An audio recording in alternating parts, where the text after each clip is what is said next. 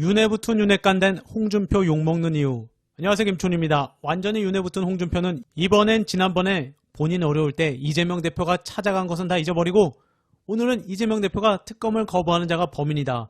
범인이 아닐 테니까 거부하지 않을 걸로 믿습니다라고 제대로 윤을 날리자 홍준표가 바로 튀어나왔습니다.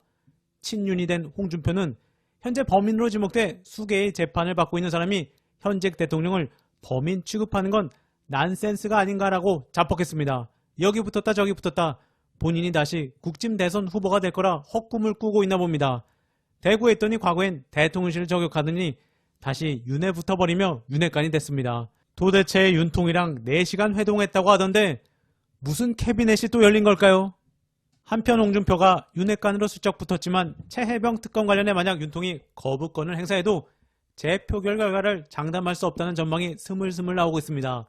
오전 중앙일보에 이어 JTBC도 재표결 결과 장담 못한다며 국힘에 낙천 불출마 55명에 주목했습니다. JTBC 재표결 결과를 장담할 수 없다는 전망도 나옵니다.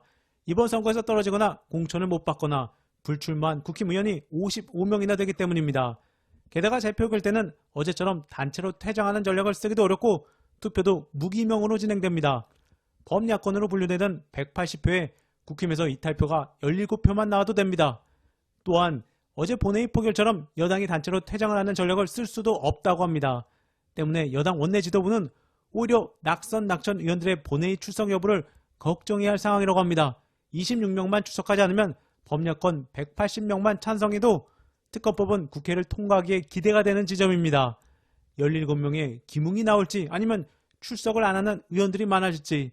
다만 저것들은 꼴의 여당이라고 이번에 국회의원 떨어졌어도 공기업이 됐든 다음 선거 출마가 됐든 여전히 국짐에 붙어 있어야 떡고물이 있기에 과연 반란포가 나올지도 관전 포인트입니다. 이어서 민주당 사특검 간다. 민영배 단호. 오늘 신임 박찬대 원내대표는 윤 거부 원안 모두 재발의하겠다며 강경투쟁을 예고했고 오늘은 민주당에서 이화영 전 부지사의 검찰 진술 조작과 회유 의혹도 특검을 추진하겠다고 했습니다. 논란 채널A는 김건희 여사 특검법, 한동훈 특검법까지 사특검을 밀어붙이겠다는데요. 검찰을 믿지 못하겠으니 야당이 추천한 특검에 맡기겠다는 겁니다로 주요하게 다룰 정도입니다. 오늘 민영배 의원 발언도 강력했습니다. 이화영 전 경기부지사가 제기한 검찰의 술자리 회유 의혹도 특검하겠다는 뜻을 밝혔고 기자들이 검찰에서 계속 자료 제출 안 하면 특단의 조치를 취한다고 했는데 구체적으로 어떤 건지란 질문에 민영배 특검할 겁니다. 특검 22대 국회 개헌하자마자 바로 발의할 겁니다. 민영배 의원 전투력 아주 좋습니다. 또한 이 특검에는 그동안 이재명 대표 수사 과정에서 보인 검찰 행태도 포함시키겠다고 했습니다. 민주당 검찰 사건 조작 대책당 간사. 야당 대표를 상대로 한 악의적인 피의사실 공표는 누가 관여한 것인지 일련의 과정이 밝혀져야 할 것이고 그게 특검 대상에 당연히 포함되지 않겠습니까? 21대와 차원이 다른 22대 국회 기대가 됩니다. 관련해서 이재명 당론 반대 옳지 않아 단일 대우 강조. 거기다 오늘 22대 당선자들 앞에서 발언한 이재명 대표 발언도 다시 언론들이 주목하고 있습니다. 처음 한자리에 모인 건데 이재명 대표는 당론 반대하는 건 옳지 않다며 단일 대우를 강조했습니다. 22대 국회 개헌과 동시에 김건희 특검법의 추진 등 본격적인 대여 공세가 예상되는 만큼 이재명 대표 중심의 단일 대우는 더욱 견고해질 것이라는 전망이 나옵니다. 물론 이렇게 단일 대우를 강조하지만 아직 21대 의원으로 보이는 한 민주당 관계자는 쪼르르 MBN에 달려가서 일사불란한 이재명 호의 체제를 만들겠다는 것이라며 이 대표 발언을 지적했다고 합니다. 22대에는 이런 의원들은 좀 안 봤으면 좋겠습니다. 반면 다시 돌변한 김진표 정치 지나치게 팬덤화. 홍준표 원내가 진실규명의 최선 김진표에게 감사 발언까지 해줬으면 그냥 조용히 13박 15일 순방을 가면 그나마 조용했을 텐데 역시나 MBN에 단독 출연해 한바닥 작심 발언하고 떠나서 다시 욕을 먹고 있습니다.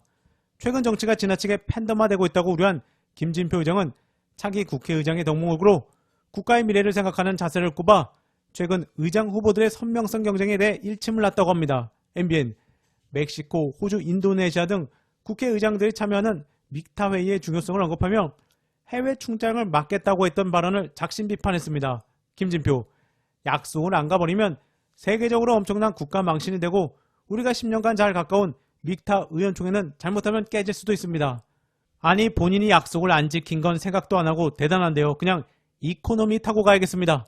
MBN 특히 극단의 팬덤화된 정치 환경을 꼬집고 외유 출장이라는 비난에는 부메랑이 될 것이라고 경고했습니다. 김진표, 지금 이 언론 환경에서는 모든 게 기록으로 남아서 평생을 따라다닙니다.